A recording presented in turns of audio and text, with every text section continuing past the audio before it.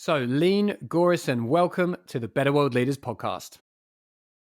Thank you, Tim. I'm happy to be here. And here we are. We find ourselves at opposite ends of days and the opposite sides of the planet.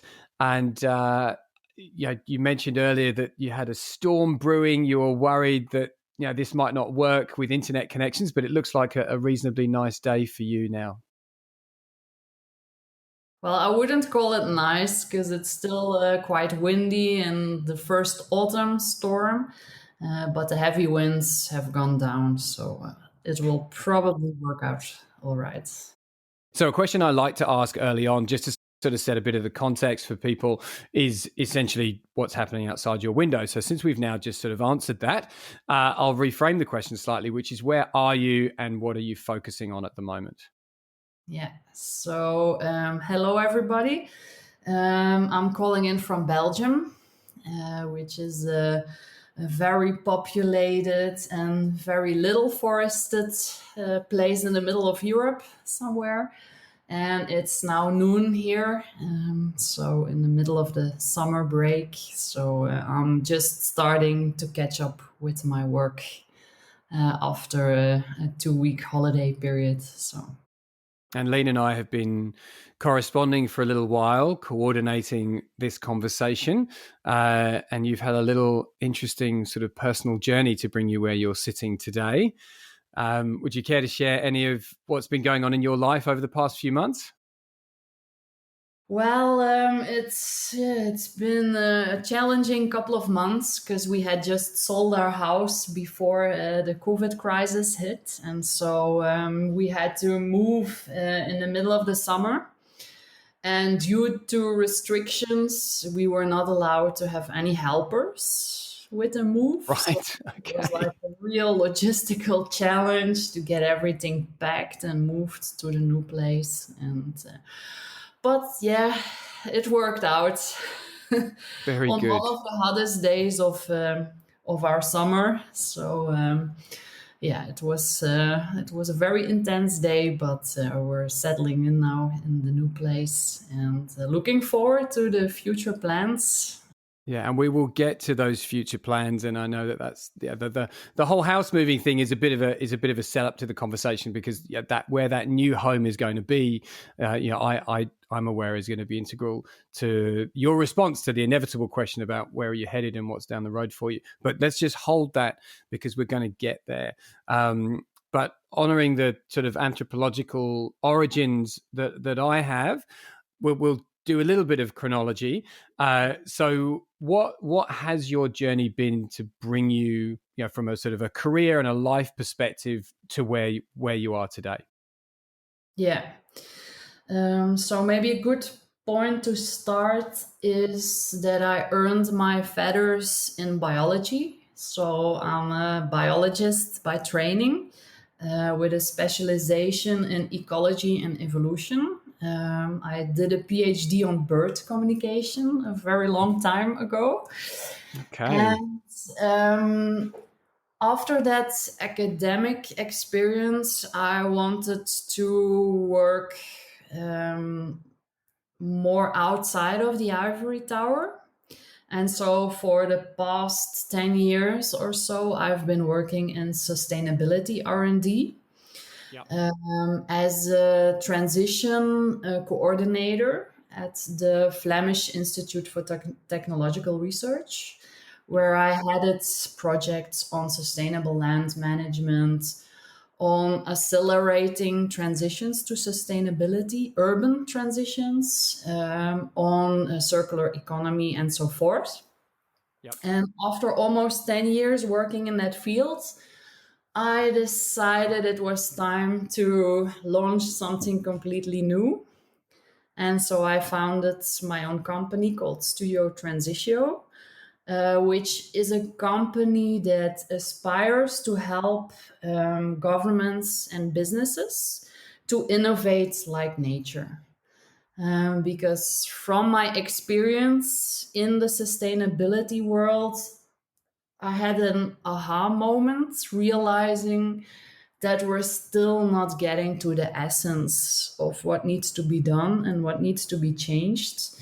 And so I felt that even though I was working in the sustainability field, that my impact was just not good enough. So that's why I decided to start with Studio Transitio and to really work on reconnecting people to nature and learning from nature how we can come up with solutions that are durable, that are resilient, and that are regenerative. And so that's in a nutshell what I've been up to the last. That's a very good nutshell. Yeah. That's a that's a very concise depiction of a long and meandering but very constructive journey. And I think that there's a few things in there that we'll probably circle back on and cross examine. But the immediate launching pad that I'd like to proceed from is to talk about your aha moment. I Mhm. think these are the salient moments that so many people reflect back on. In this format, I like to refer to those as moments of calling. And I've spoken on a number of platforms about one that I had on the roof of this building with a bushfire bearing down on us. So that's a topic for a cup of tea and another day, perhaps. But tell us about your moments of calling and what that experience was and the realization that it took you towards. Well, when I was working in the sustainability research field, I was engaged in a number of projects. How can we accelerate sustainability in cities, for instance? How can we move towards a circular economy? And while the work is valuable there, it really felt like I wasn't doing anything in real life. It's like all theoretical, but there Yeah. is just very little practical stuff. And one of the things that we studied in one of the project was how bottom-up initiatives help actually to realize systemic change. And so I said I want to be part of such a bottom up initiative, also to learn from it, not only to publish and write about it, but really to be engaged. And so I think it's about 10 years ago since I enrolled in a permaculture course. Yeah, sure. We had just moved to our home then, which had a very degraded garden. There was like almost no life in the garden. It was like monoculture of grass with two or three bushes. And so I said, like, this is a piece of land. It can really hold so much life. It can bring so much flourishing biodiversity. So I enrolled in a permaculture course to see how I could regenerate the land. And that actually was I think the starting point for this aha moment, because working with the land became my teacher. One of the things that I was really amazed at is, even though it was so degraded when we started, so we suspected that the previous owners had used a lot of pesticides to kill off all the wildlife. If we dug a deep hole to plant a tree, there was not one earthworm to be found. And after only a few years of restoring and regenerating the land, the land really started to flourish. The biodiversity started to come back. And it actually has amazed us how quickly nature can heal itself once you Yeah. start helping it. Yeah. And even as a biologist, I was amazed of how quickly this process could go. And so in some weird way, nature became my mentor. And it also gave me hope, because if you work long in the sustainability world, there's a lot of talking, but there's very little doing. And if there's doing, it's, even though it comes from good intentions, it's still stuck in the paradigm of doing things better. Let's waste a little less energy or resources. Let's increase efficiency a little bit better, but that's not going to get us out of the problems that we are having today. We really need to start doing better things, not doing things better. And so I guess it was the garden that created the environment for me to come to this aha moment of, okay, this work that I'm doing here is not impactful enough. I need to let go, which was quite of a tough decision because you leave all security of a well-paid job in an esteemed firm and start something completely new where you have no idea whether you can make a living out of it. But it was something that I had to do. And well, the richness that came back, maybe not so much in money, but in life lessons, in the people that you meet, in the projects that you get engaged with. It's, yeah, I wouldn't trade it for anything else. It's been an amazing journey, and I'm very happy that I embarked on it and that I grow the guts to make that jump. So yeah, I'm very happy for that. Yeah. So thank you, Leen, for sharing that beautiful depiction of this sort of turbulent and tumultuous ride that you've been on.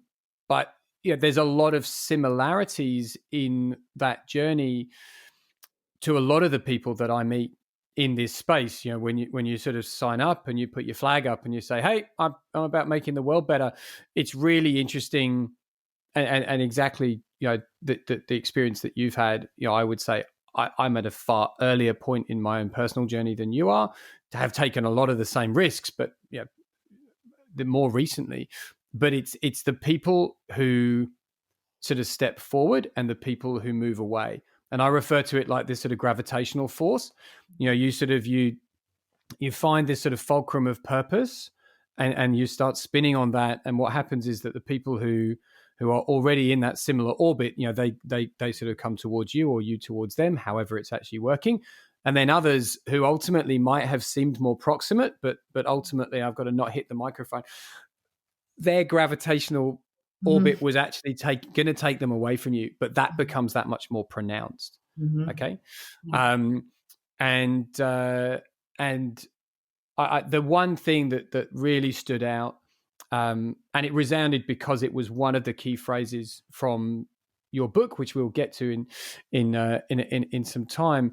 But this sort of shift that you're calling for between stop just doing things better and start doing better things. I mean, I could literally just sort of like hang out around that phrase for an exceedingly long period of time, and longer than we have here. But if you wouldn't mind, I'd actually like to sort of follow that line of inquiry specifically with some examples. And if we may, since this is a leadership podcast, we might explicitly talk about some of the things that you sort of believe organizations, businesses, and leaders can do. So just as a broad question, what are some of the sort of things that you think are commonly done that are simply doing, sort of things in a slightly better way? And what are some of the things that we actually need to start doing that are in of themselves better things? Where shall I start? Do you want a broader question? No, I have many answers in my head, so I have to choose which one is probably the most appropriate right now. Well, if you would look at organic agriculture, for instance. Sure. Okay. We call it bio-landbouw, bio, but organic agriculture. It is definitely a good step, and I try to buy as much of our foods from organic agriculture as possible. But on the other hand, it still follows the old paradigms of mass production, of monoculture thinking. And if you look at nature, nature does neither of that. If you look at how nature produces food, it's always diverse. it's always in different levels. So not just like one maize field in a monoculture. It's very diverse. You have plants that grow below the soil. You have soil coverers. You have herbs. You have shrubs. You have trees. So nature uses all the space there is. And so I think for me, organic agriculture is just, well, agriculture, but a bit better. Mm. Well, if you look at permaculture and food forests, that's really doing food production in the way that nature does it. So that's really about designing better things instead of doing the old processes better. And it also relates to my personal story. I was an expert that worked at a sustainability research company. And while they do a lot of valuable and good work, they always start from the very mechanistic, reductionistic logic of life. And for me, that's one of the root causes of why things are going so wrong today. The world is not a machine, the world is a living organism, just like our body. And having all the elements and right relationships is crucial for the earth to be healthy, just like it's crucial for your own body to be healthy. And so that was why I could no longer stay working in that environment, which is so very much based on an idea or a set of paradigms which are no longer appropriate in today's world. So I hope that answers the question. Oh no, I think it's certainly well, it's the answer you've chosen to give. So we will say that yes, it does.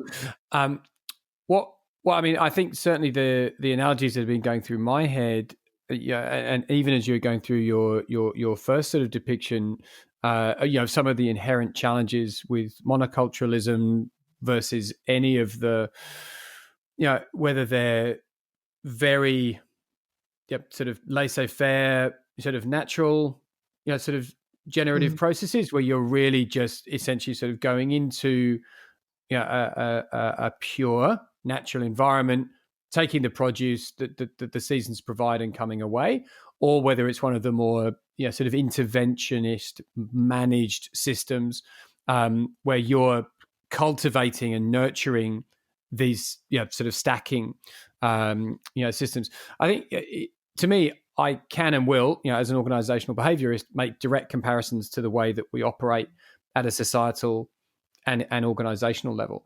You can walk around a business of almost any size these days and you find what you could actually look at and go, right, well, over there are the X and over there are the Ys and over here we have the Cs and the Bs and the Zs, right? And it's like being on a farm.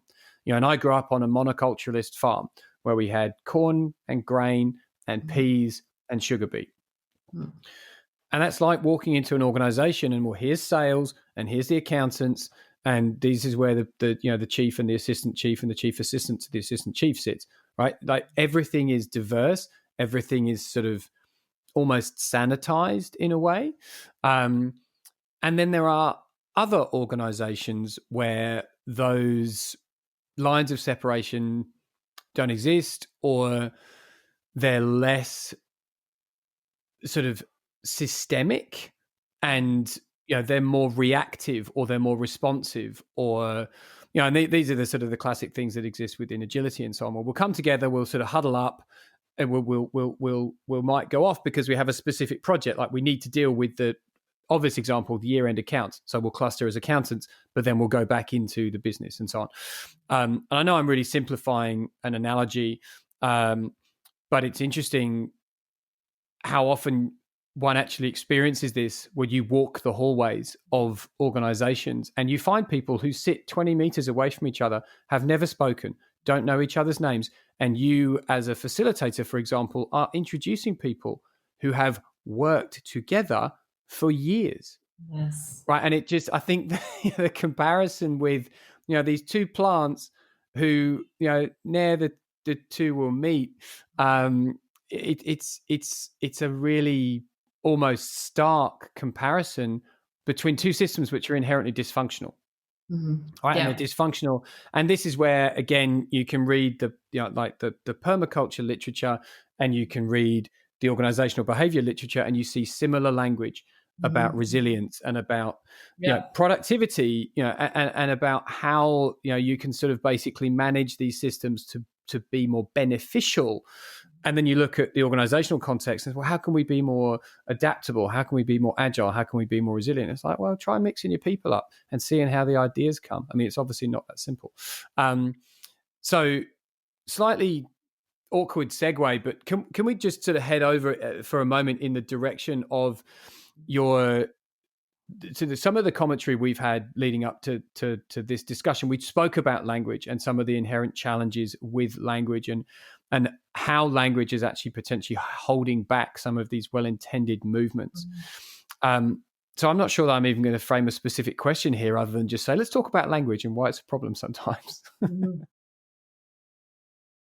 Well, yeah, and your analogy, I've thought about that also a lot of the times. Sometimes I think the food that we eat, which is predominantly produced in monocultures, might even influence our brain. So we create monocultures of thought, right?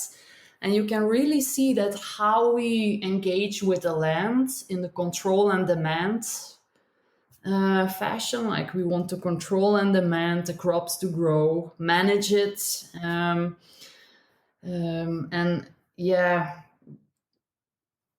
just with a focus on output and yields. And we're doing exactly the same in businesses. So instead of creating the enabling conditions so that plants can grow, so that there is a wood wide web underneath that connects everyone, that makes sure that the nutrients get shared, that healthcare gets shared, that there's a good communication system, we treat our people like a field of corn or maize. Like, I just want to have the output, and then you're discarded. And well, I guess we've seen from the maize fields that it's not working, especially not now when the climate is changing, because monocultures of crop and monocultures of thought are very vulnerable when it comes to disruption and change. So yeah, I think there's a huge opportunity for organizations to rethink themselves and use nature as a guidance. If you have like a company with only engineers, you can only devise engineering solutions, and they will probably not be what nature would do, because you have no connection whatsoever.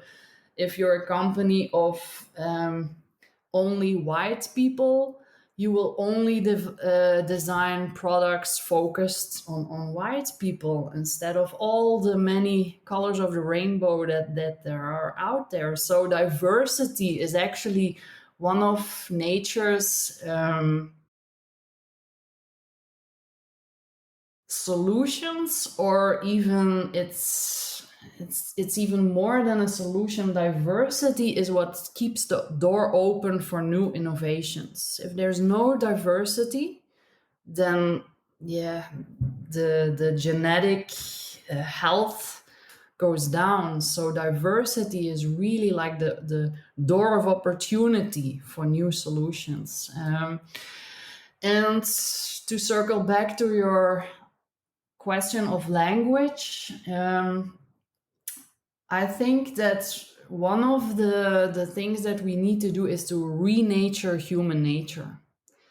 We've all been focused so much on industrial logic, on reductionism, on the mechanistic worldview, that we've lost all the language that we used to have about nature.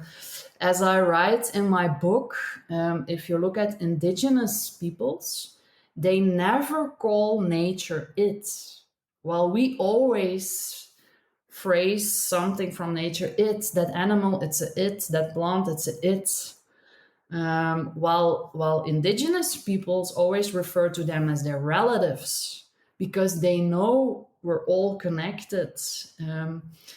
So we need to relearn a new language, and having nature back into our language might help us to come up with better solutions for all the challenges and problems that we're facing today. Yeah, absolutely. I mean, there's an enormous amount in there, and there is an enormous amount in your book, which, don't worry, we're going to be sort of directing people towards very soon. This is not just a sort of a teaser show. But if I may, I'd just like to continue that line of inquiry again about some of the specifics. I think so. If somebody's listening to this that's an organizational leader, and these points. They would be ignoring everything that I say, of course, but the stuff that you're saying will absolutely land. And they're saying, okay, wow, yeah, Leen, you've just nailed that. I really get the sense of this. What might be some of the specific terms, or if not purely the linguistic approach, what are some of the sort of initial points of examination that you'd suggest that they start with in order to sort of start this very gradual progressive shift of evolution? Well, I would say there's two lines to follow. The first one is to become more aware of the systemic nature of things. And I use the metaphor of our own body a lot. Or a metaphor of a car. You can have all the elements of a car, but that will not bring you to where you need to go. You need all the elements in their proper place, performing their proper role and in the right relationship to each other. And then the car can take you from point A to point B. The human body is the same. Healthiness requires all the elements to be functioning in a proper relationship with each other. And the same applies for the body of the earth. So I would advise, especially leaders, to take some time out and reflect on this,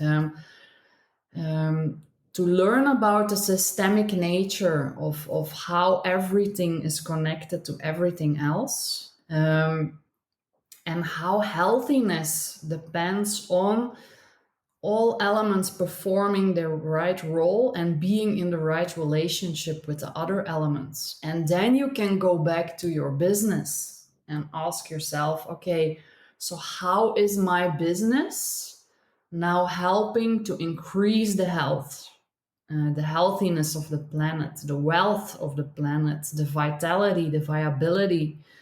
And I guess often businesses will come to realize that at this moment it's not. And then the second route is to grow the courage in yourself to tackle that. It might sound unachievable, but if you look at nature, so many other species have already done this. They leave the world better off than they found it. They create regenerative impact. So if ants and bees and whales and foxes can do it, then surely we humans with our big brains can do it too. But we will have to rethink how we can arrange our business in a way that it actually leaves the world better off, not worse, like it is now. And so the first step, to summarize, is to become aware of the interlinkages. And the second step is to grow the courage to do something about it, and to not lose heart or hope, because I'm pretty sure that it is possible. If you look at how the animals have done it, the plants, then we're also a part of nature, so we can do it too. But we don't have a lot of time left. Time is of importance, so we need to do it quickly and radically. Yeah. Yeah, absolutely. So there's about 500 things that I'd like to say now, so I'm just going to pick a couple. And I'm just going to punctuate here and say we are absolutely going to come back to another question around suggestions for how somebody might put some steps in place to make their organization a better provider of a better world than it's currently operating in. So let's just say we're going to come back to that point.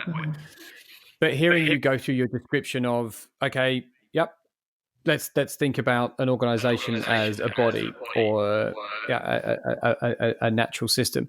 I haven't considered this for years, but a couple of years ago, I was working as an executive coach to a CFO of a large organization, and there was a lot of dysfunction in the organization between the different functional structures.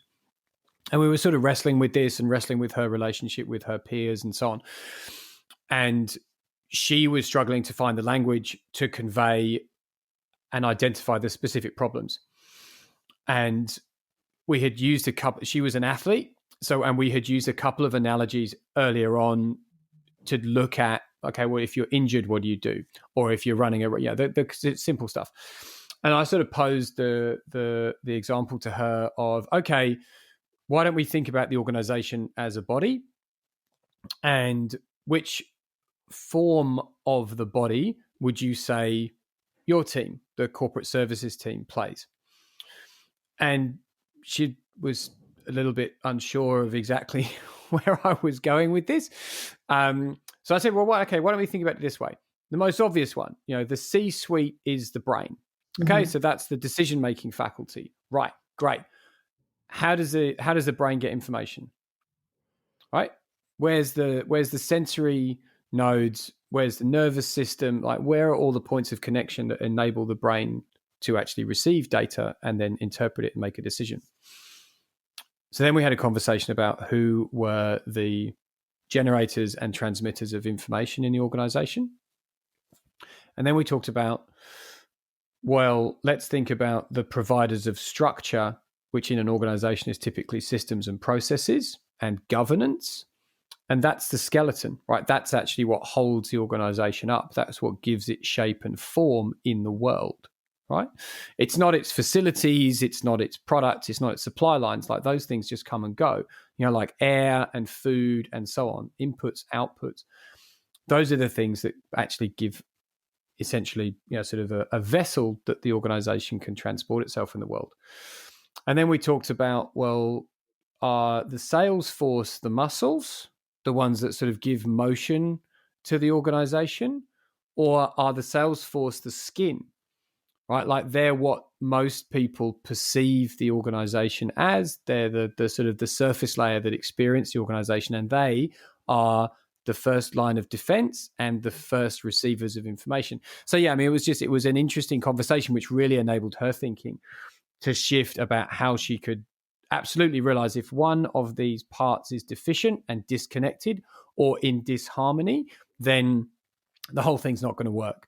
And if you have if you've got a fractured shin bone, it might only seem like, or even just a metatarsal injury, like just a small part of the foot, there might be that minor system, but over an extended period of time, it's going to bring the whole thing down. Sorry, extended analogy. I can't resist my curiosity around these analogies that you reference in your book about animals that sort of create, right, and the influence that these sort of single species have on whole ecosystems. Could I ask you just to choose one of the species that you reference as an example of how quickly the sort of the removal or the return of a single species can dramatically change a system? And then we'll come back to the stuff about organizations. Yeah. Oh, now you ask me to choose one, and I love them. You're going to have to. I know. I'm sure this was a difficult process of assimilation to get to those that you list in the book, but I'm putting you on the spot. I appreciate. Yeah. Well, let's talk about that is hardly ever mentioned, but one that has actually been vital for the evolution of humans, and that's the mushrooms.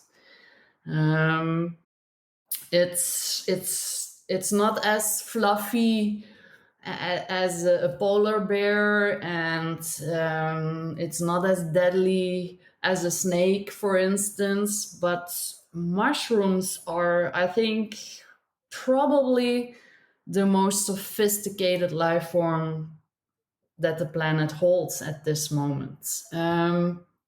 They've also been one of the first species to evolve, and only recently they have discovered that mushrooms have an incredible ability to influence the weather. And Okay. maybe it's a nice story to tell because I stumbled upon it by accident. We have two dogs, and one day, 2 years ago, I took them out on an evening for our evening walk. And it was already a bit moist in the air. And there were some polypore mushrooms on a high part of a tree, and it looked like they were on fire. So a lot of thick smoke was coming off of them, and the smoke traveled upwards. And Wow. well, being a biologist, I knew they weren't on fire. They were probably firing of spores, which are like the seeds of the mushrooms. But what intrigued me is that they were traveling upward. It was quite counterintuitive. I would have expected them to fall down. And so when I got home, I researched it and I discovered a very recent publication from a team of researchers that have actually discovered that mushrooms make rain. So, if you study the mechanism of how mushrooms set free their spores, then you can see if this is the spore, it's sitting on a little chair, and the spore attracts vapor, water vapor from the air. The air forms into a droplet, and when the droplet slides down, it releases the mechanistic part that kept the spore in place, so the spore is allowed to travel up with the currents of the air. And so these scientists discover that in the atmosphere, the spores do exactly the same. They attract water vapor and they form droplets. So Mm. we now know that millions of tons of mushroom spores, they don't stay here on the soil. They actually travel up into the atmosphere, and there they make rain. And well, fungi need rain and a moist environment to reproduce. So how ingenious are these so-called primitive, we call them primitive. I would never call them primitive, but how ingenious that they have devised a strategy to make it rain. Yeah. So, And effectively become a self-sustaining, sort of self-perpetuating. indeed, yeah. So they influence the weather patterns long into the future to guarantee that not the next generation or the next 7 generations, but the next hundreds or thousands of generations of spores will have a moist environment to grow into fungi and mushrooms. Yeah. So, so So yeah, they of themselves, for themselves, are making their world better. yes, yeah. So they are actually creating a positive impact for the future generations. No, very, very good. Very Yeah, good. Yeah, I think I mean, just to spend now a few moments on mushrooms. Yeah, I'm not going to get the name of it, so I'm not even going to try. But I think the largest living organism is, in fact, a fungi which lives under a forest in Oregon in the US.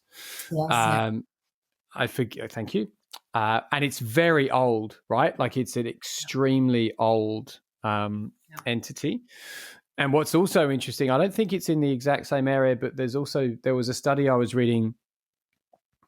I forget exactly where, but it was somewhere in the US, and they were they were essentially sort of charting how the I think it was a pine species were sort of nurturing their offspring through nutrient transmission through these sort of fungi root connections. So so when they first started researching, and this, I'm recollecting an article I read very quickly some time ago, but they when they first identified that the mama tree was basically nurturing her young over some distance, they thought, oh well, there must be a direct root connection, like she's got, and then they realized, well, actually no, that would be very, very difficult, and it would just become far too complicated. What they're doing is they're essentially in synergy with these fungal networks in the soil, and in some way they're able to target the nutrients to go there. And they were effectively, it was like a family system that in this complex forest, you could see the older trees, you could chart the seed patterns, you could go and do the genome studies to prove that they were direct relatives. And now they're actually behaving like parents with their kids. And they're using kind of like a fungi supply chain to transmit the nutrient benefits. I call that the Wood Wide Web. Yeah, I love it. I love it. Research has also shown that they not only share nutrients with their own offspring, but with other species of trees as well. Yeah, right. So you can see this this very social behavior between different species. It originated in nature. Yeah. And the other one that I'm aware of is this sort of like it's an attack stimulus, right? Like if a parasitic organism, be it a fungi that's invasive and aggressive, or it's an insect or whatever, like relatively quickly the trees will actually signal each other that something's going on, and they'll either secrete something, or they'll change their behavior, or they'll do something in some way so that the forest, I think it's Peter Wallingren's work where I first came across that, the secret life. For me, the Wood Wide Web is like nature's internet. And it's not only used for communication, but it's used for nutrient sharing, for healthcare sharing, for energy sharing, and so forth. So this, I think our internet could learn a lot from the Wood Wide Web. Well, I'm glad that you sort of have provided that little sort of platform there, because I was actually wondering whether or not we could, again, sort of trying to sort of form that loop back round, talk about how organizational systems like internet, intranets, effectively could be used to be conveyors or transmitters of information in a way which is essentially more holistic, and that the purpose of that explicitly, let's be upfront about it, is to improve the organizational health and therefore the organizational's productivity and profit. But so some of these initiatives that we're seeing around, let's talk about inclusiveness, let's talk about well-being, let's have even just topical areas for these things that are not related to business. Do you think that is something which is going to be beneficial from the point of view of nurturing this more natural organizational system? Yes, sure. If you look at natural systems, some of the principles you can narrow down in what we call simple rules. And if you look at this multi-species ecosystem of a forest, one of the simple rules that they abide by is invest in the health of others to ensure your own.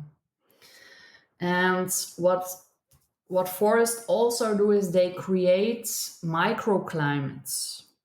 So if companies could adopt these principles, like invest in the health of others to ensure your own, and there's a really brilliant example from Visa, the Visa cards, the original founder, how he looked upon this. But we can maybe go into that later. And creating the conditions. Now you see that most businesses are organized into tasks. You have to do this, you have to do that. We need a certain culture to achieve that. But forests, and like the example of the fungi, they create conditions that are conducive for others to flourish. So if we could take that insight and rethink organizations into, instead of creating hierarchies and tasks and, well, isolated islands, how can we create the conditions for this organization to have a beneficial impact on the wider environment? And what needs to change in us, in our teams, and in our organization to do that? And that's a way to rethink the way that we work together, the way that we collaborate, the way that we're organized and structured. And so this concept of the wood wide web, fungi and trees, is actually a good concept to study. How do they organize? You can see that there's hubs, there are mother trees who have more connections than the other trees. So can you redesign an organization more in that way, so that everything gets shared, so that also the siblings get enough nutrients to grow into mature trees, so that if a tree falls, that it's not wasted, but that it actually leads to new life. And it's a very different way of thinking, and maybe it's very biological too. But if we understand the biology, we will also understand how we can unlock all this hidden potential inside the organizations that is there, but just is not allowed to come out because we create conditions that prevent this potential to grow. Yeah, absolutely. I mean, comes right back to one of your very first points about this sort of inherent separation that we've created between ourselves and nature, and our systems and nature, and all of the essentially frameworks that we would point to as now dependent, that we are dependent on them, or it's an interdependency, nonetheless, but still that it's us and our systems and our structures, and then it's the nature stuff over there. So not only is that essentially inherently untrue, like we're animals, we're part of nature as much as anything else. We just choose to believe something different. But also, not only is there a real opportunity cost to thinking that way, but it's dangerously harmful to continue to do so. So there's any number of reasons why we need to change. Yeah. I forget the case study, and we're going to come back to Visa in just a moment. But I'm recalling a case study that was of a small business park, I think in Italy, and it was explicitly set up as an ecology. Mm-hmm. And it was a sort of a closed loop. It was like a very micro circular economy experiment. It was in the 90s, I think, where they set up a hub with all of the customers and suppliers within like 5 kilometers of each other. And they said, look, the way this is going to work is everybody gathers in a community in a central hub area. I think it was once a month, and discusses what's the best thing for the outcome of this business park. And it was all about mutual support, mutual collaboration. You know, if I screw you down too hard on your margin to supply me on that, you're not going to be able to thrive. Therefore, I'm not going to get what I want, you know, on time, in budget, etc. And they ran this experiment for a decade, and it was very, very successful. But for whatever reason, it wasn't continued. And I have this conversation with people a lot about managing suppliers. Like we end up sort of running training courses on managing your suppliers, and a lot of the time people just want to talk about, again, to reference your language, they want to talk about the linear logic. Mm-hmm. You know, they want to talk about negotiating, they want to talk about procurement, you know, they want to talk about basically how do you kind of manage this transaction. And very rarely we try to bring them along this path. Do people come into these forums really understanding that is a relationship, and it's a relationship of mutual sustainability, where you are sustaining me and I need to sustain you. And I think this seems to be entering the global consciousness of corporates, that this is starting to come home, hopefully before it's too late. And I don't think this current climate is helping, certainly not the little players. But I think that this is absolutely a calling card and a call to action now, that we need to embrace this way of sustaining each other as organizational entities in the way that a natural system feeds itself. Because otherwise, I think there's any number of reasons why there's a collapse coming our way. Let's talk about Visa. What was the case study that you wanted to reference? Visa was founded and actually, the concept was developed by Dee Hock, who's been the original founder and the first CEO of Visa. And he's always been very interested in systems thinking and complexity thinking. So when he was asked to develop like a credit card system,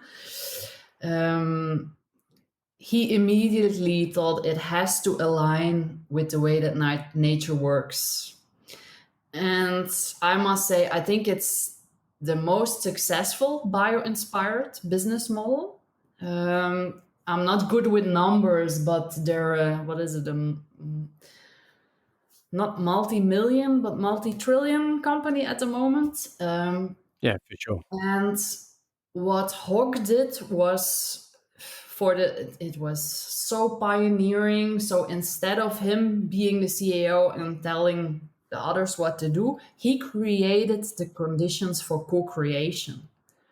So he knew that nature doesn't work top down. She always works from the bottom up. So you just have to create the conditions for all the isolated singular banks to come together in an environment and then co-create this credit card system, which took a long time, but it was brilliant because it is the way that nature works. It's far more complex than someone telling, now you do this, you do that. But it's also, once it works, it's far more resilient and powerful than anything else.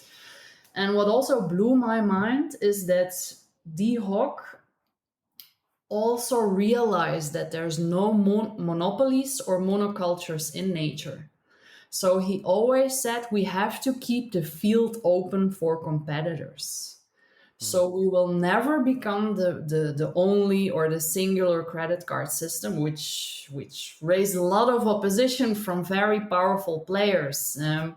But he had the stamina and the guts to keep his point. And so now we have MasterCard, which is a much more healthy system than if there were only one, right? Yeah. And so, the way that he set it up, he also started from simple principles.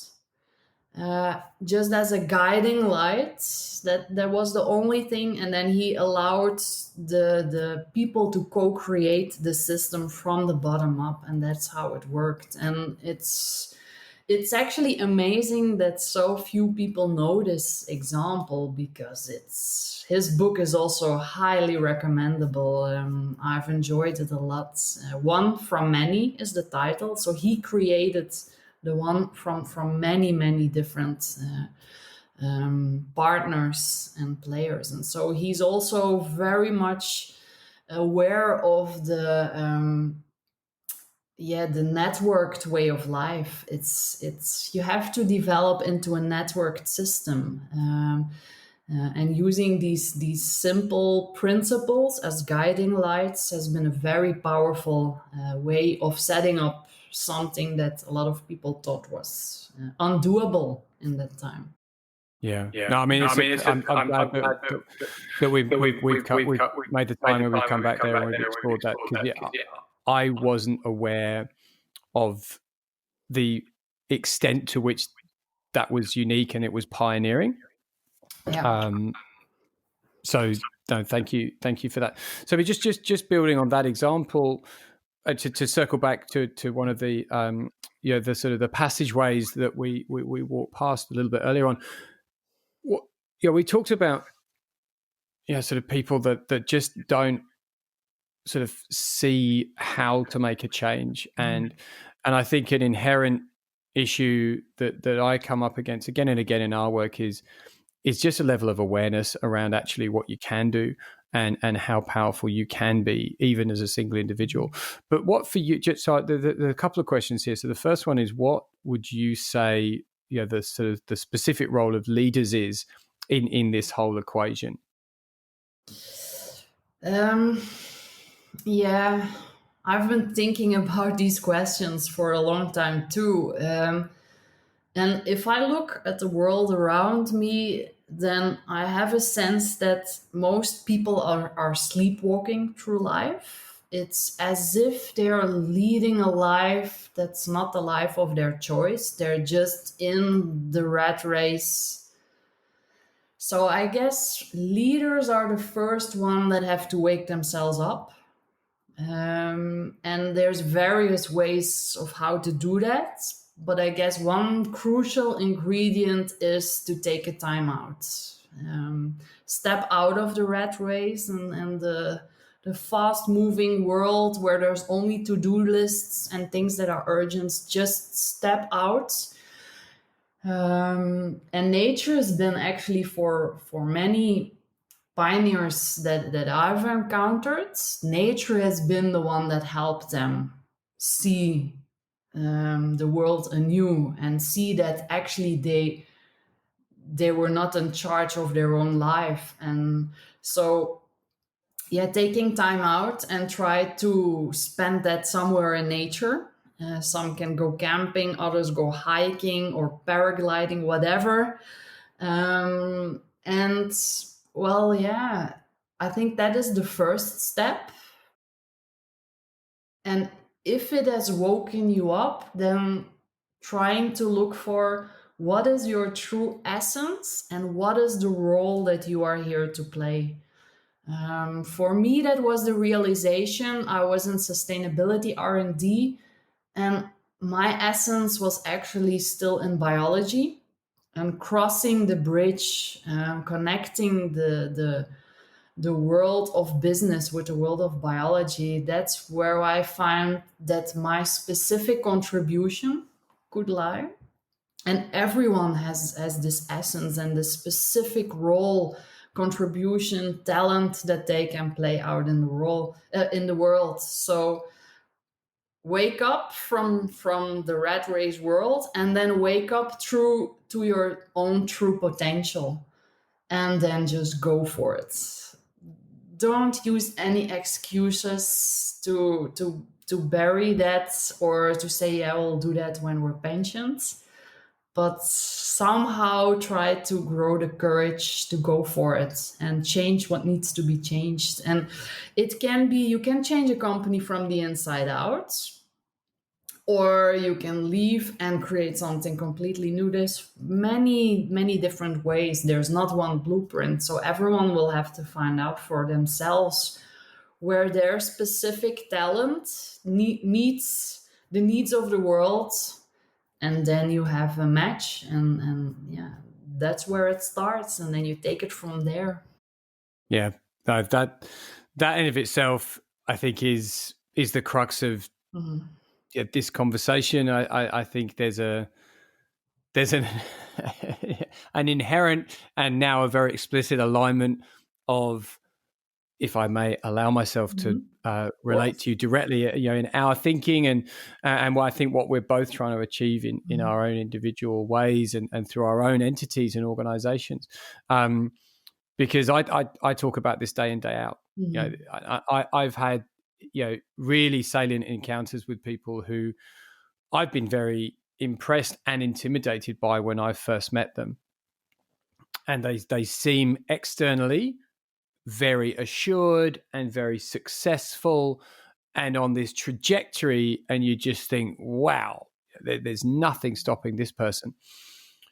And but for some reason, they're curious about what you do, and they invite you to spend some time with them, and then they ask you for some help or some advice, or just to sit with them. And two poignant examples in particular. One, a very conflicted executive who was just demonstrating a lot of behaviors that, when they were then called out on them, almost didn't seem to recognize that they were the perpetrator of them. And this was just put down to them being very stressed, and this is just a denial reaction, and they're very focused on the outcome. They want to get that target. I mean, that's always the justification. And we spent some time together, and what it boiled down to was this one comment that they made, that essentially when they get up in the morning and they think about going to work, it feels like they're being choked to death. Right? I mean, this was literally their language, right? And and they had their hands up around their throat as they declared this sentiment. And essentially, what it came down to was that this person was so far separated from their essence, to use your term.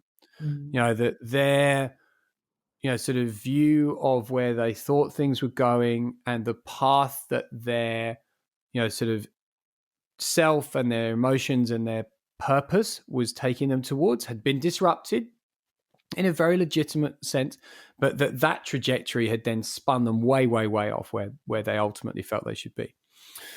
And the other example was less evocative than that, but no more tragic in a sense, where another senior executive, who's working for one of Australia's top firms and has worked for one of the world's most illustrious strategy companies, someone who's been through Harvard, has done all these things, and I sort of find myself honored to be in the presence of, sits there and looks at me and says, but what you're doing is so incredible and so inspiring, and I just don't know what to do.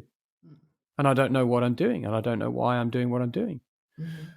And that to me is a tragedy of life, right? To be in a situation when so you have this incredible world-changing potential bottled up, and it just doesn't have an application. Yeah.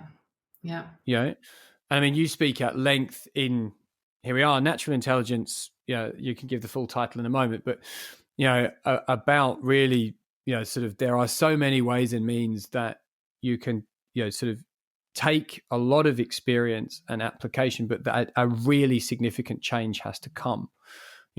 You've seen yours, you've made a change, you've made a significant pivot, and it's working. And we're going to talk about the book, and then we're going to talk about what comes next in a minute.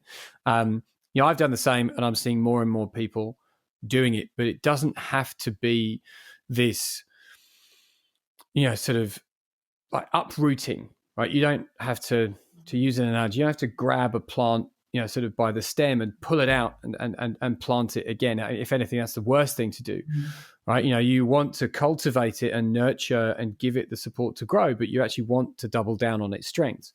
And I say this to people all the time. It's like, don't leave everything that you've ever done behind and go over there, and just discard everything you have. You actually want to sort of migrate all of that as much as you can.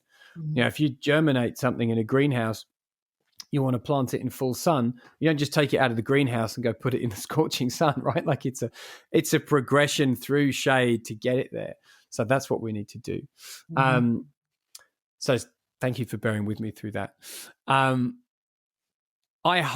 certain, but I'm sure that people are going to listen to this and are going to want to tap into more of your wisdom and your inspiration. So let's talk about one of the key ways people can find out more about what you have to recommend and what you're doing. Let's talk about Natural Intelligence. Yeah. So first off, it's not my wisdom. I'm just one of the spreaders. So Sure. Your seed in this big, sort of storm of seed. Sure. Yeah, and I'm just one evolutionary step, and I'm building on the knowledge and the wisdom of many others, people Aren't we all? before me, which I refer to in the book as much as I can, or as much as was possible. So I told you a little bit about my background, and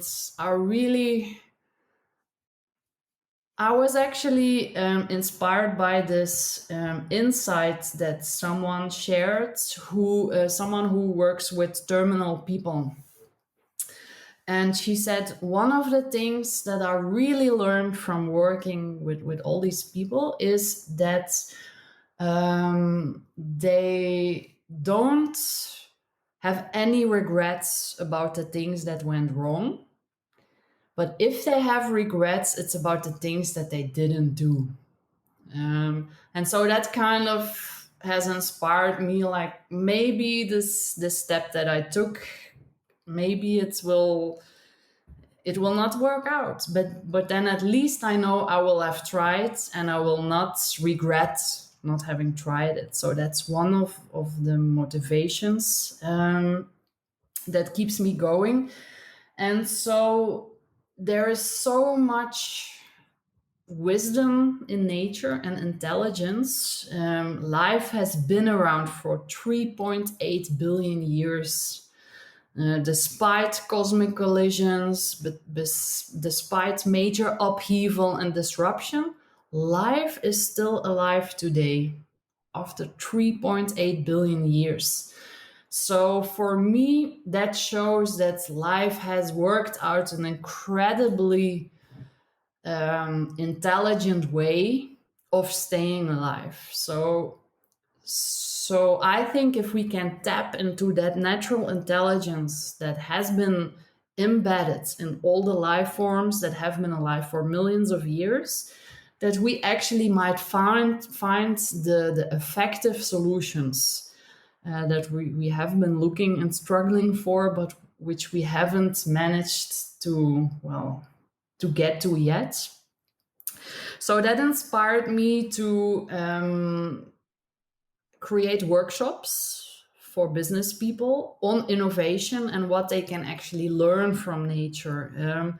Those workshops entail systems thinking, so helping people, emerging them into systems and how systems operate, helping them to become more comfortable with complexity and chaos, because it's part of life. We try to keep the chaos as small as possible and make everything simple, but life is not working that way. So we better get comfortable with change, with disruption, with complexity. And if you do, it's easier to go through life. You spend less time afraid if you can understand how everything is connected.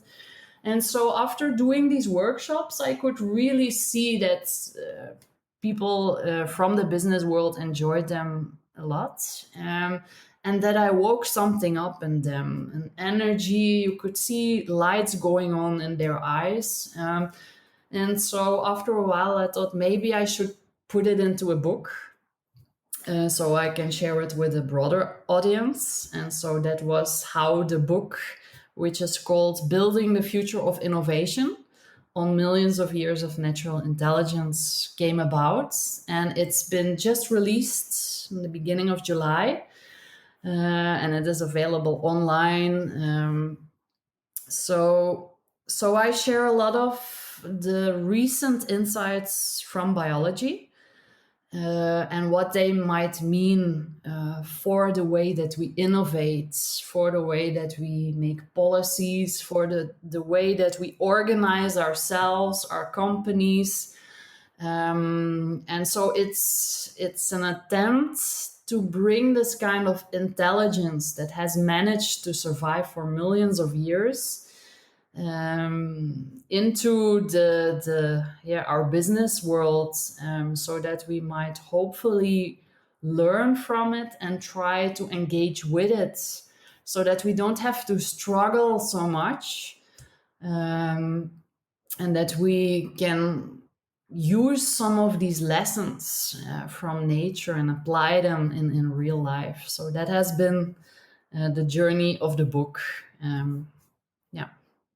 And I mean, I declared it publicly just today, but I'm now like gratuitously promoting this as my favorite book of 2020. So there you go, for all of my influence, for what it's worth. Really, I love this book. I don't think I got a pre-launch version, but I was on the bandwagon very early.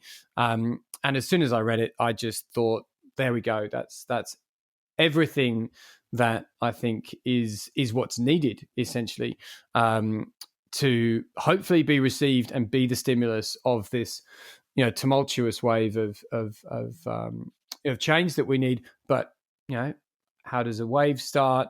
it's that little kind of push, that breath of wind far out to sea, and it just builds it, builds it, builds it, builds it, builds. And let's talk a little bit now. Again, full circle.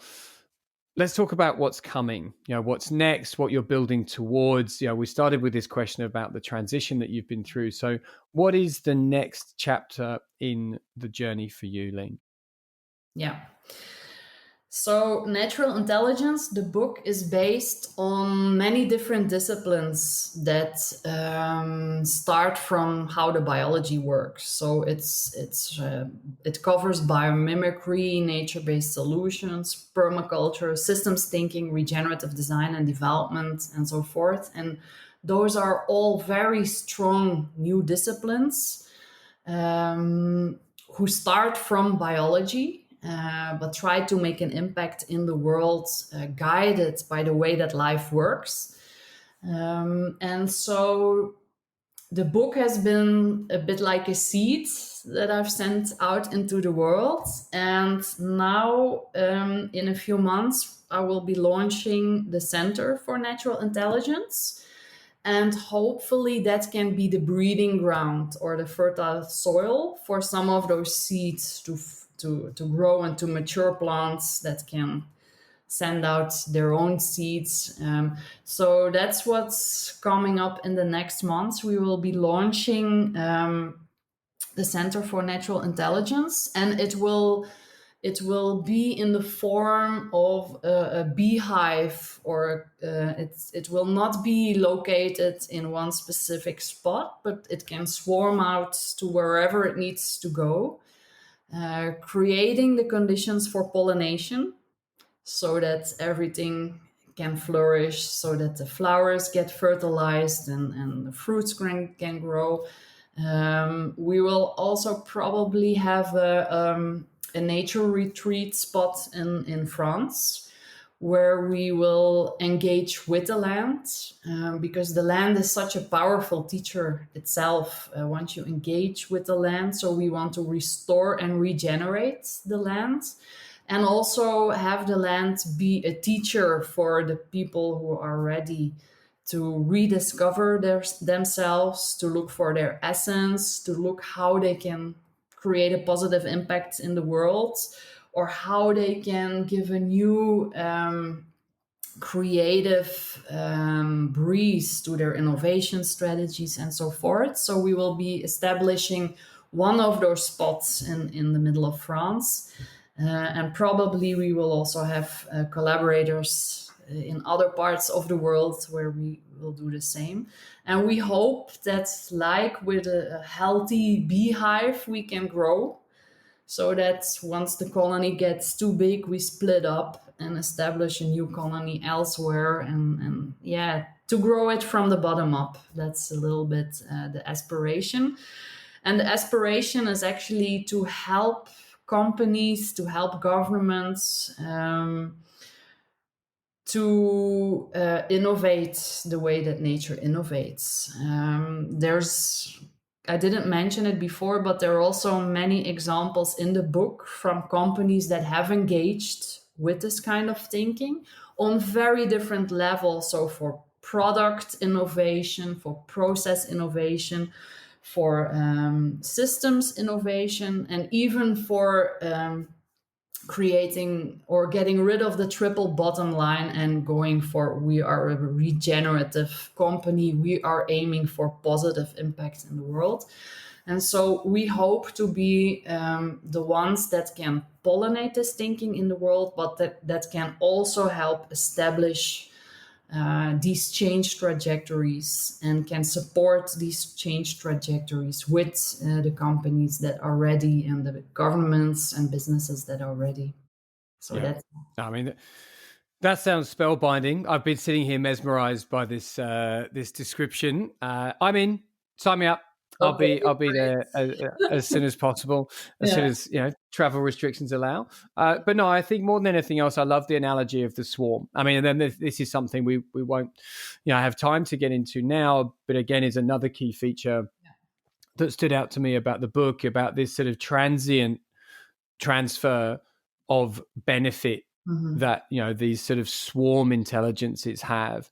And I mean, there are examples that we could point to, like locusts, where not necessarily, you know, sort of their intrusion is beneficial in the short term, but, you know, certainly bees, I think is just the perfect analogy. And I love this notion and this strategy that you have, if I can apply a logical term to it, of, yeah, this is a place to curate, to germinate, you know, these seeds potentially for the first time, and then they go out and that, you know, or they go with a, you know, a swarm, you know, and then they go on and they take the pollination into a new ecology and into a new, and whether that's an organization or a family unit or a country, wherever it may be, it's an osmosis transfer that we need to start as soon as possible and perpetuate. So yeah, I'm in, and let's go, and let's see where we can take it. Yeah. So there's a couple of websites, and obviously your sort of public, you know, sort of networking, LinkedIn and so forth. I'll include all of those in the show notes. Is there anything in particular that you would like to say, any sort of parting words or a final, you know, sort of provocation that you'd like to just sort of signal out to the world as we move to unfortunately put this conversation to rest for the time being? Yeah, well, maybe one thing that a lot of people ask me when I give keynotes or workshops, like, okay, but where do we start? The challenges, they are so massive that it might daunt us and we might lose hope to ever make an impact. But if you look at life, everything starts at the smallest level. It's like chromosomes collaborating with chromosomes, genes collaborating with genes, cells collaborating with cells, tissues collaborating with tissues. So every change starts at the very, very small level. So just make the change that you think is required now at the smallest level, and yeah, look for opportunities to scale it up, and even the smallest impact can make a huge difference in the world. I think it was or no, I forgot the name, but there was someone that said, like, if you think you're too small to matter, just think of the mosquito in your room, right? And no one is too small to matter. And exponential change is actually if you do something good and it gets multiplied by 2 other persons. That's exponential change. And it's so easy. So yeah, do something good for the environment, for your family, for the planet, for your community, and try to get 2 other persons to do that too. And that's how we can start an exponential change wave, and we can change the world in just a few years. We don't need decades to do that. So thank you. That's a perfect summation and a great call to action. So I'm not going to ruin it by interceding. I'm just going to say thank you, and thank you for everything that you've done and everything that you're doing. You are absolutely making the world better. And in terms of right now, here's one out of the 2 people that you need to influence today to perpetuate that movement. So I'll go find somebody else, and we'll be heading in the right direction. Yeah, that's really good to know. Thank you so much. You'll find audio and video recordings for this episode, as well as links and related resources mentioned today in the podcast area of 4iLeadership.com/insights. This is the Better World Leaders podcast, brought to you by 4i Leadership.